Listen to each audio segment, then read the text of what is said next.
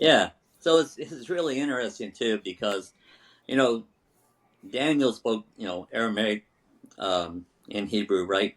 And then you would assume that Belshazzar's sorcerers and magicians and them, they would understand the language as well, right? So why could they not read it, but Daniel could? That's the big question, right? So if you go back and look, Aramaic and Hebrew, before it got updated, you could say had no vowels when you wrote out the words, right? So on here, like Mene would have been just like the M Amen. and N, Amen. but in Aramaic, right? So Daniel inserts the vowels as he reads them, right?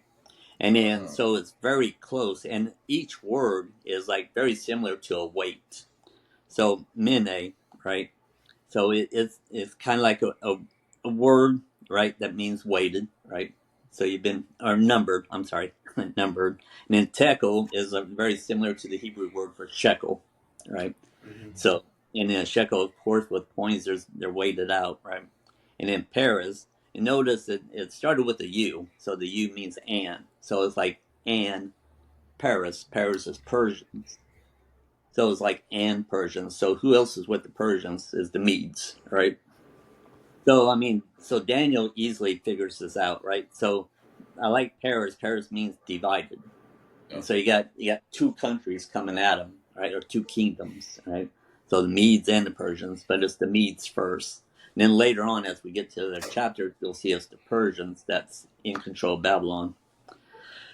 So again, like I said, it's Daniel is interpreting, but really the main interpreter, right, is God. God's Hmm. giving Daniel the interpretation, right? And Daniel's not doing this on his own, and he'll be the first to tell you that it's God that's giving him all the information, right?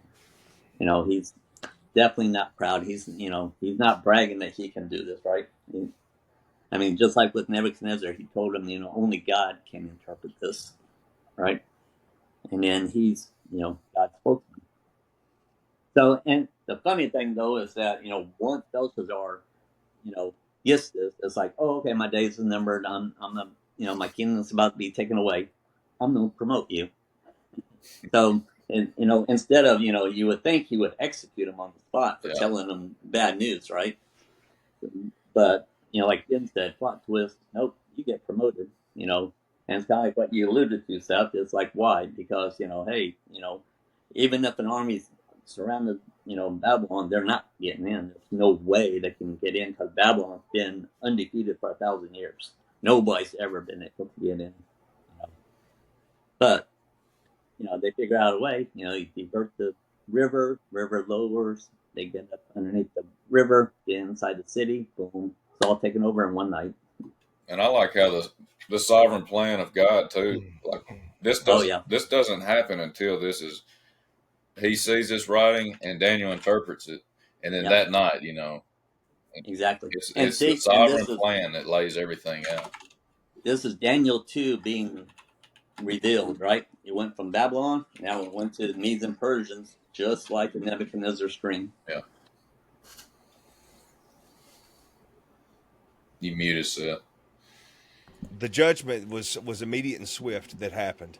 There was no, years down the road. Like what he depicted and what he translated and what he, delivered, that was an immediate message. He was promoted, and that night, light switch went off. There Babylon you go. fell.